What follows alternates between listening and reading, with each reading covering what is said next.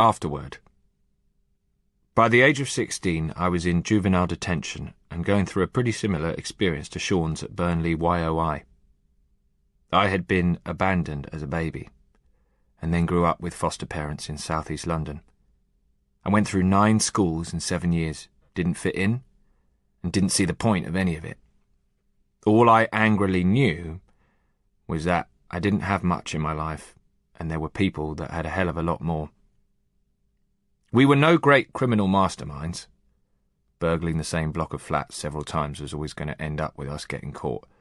The government's way of dealing with teenage delinquents at that time was to lock us up in a young offender institution and deliver what was labelled as the short, sharp shock, a boot camp style, brutal regime designed to scare us into not reoffending.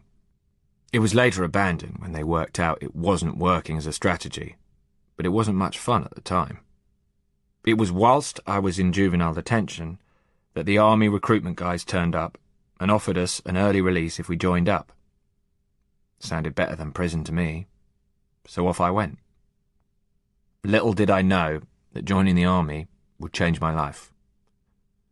It showed me that there were opportunities to make something of myself, if I was willing to put in the effort.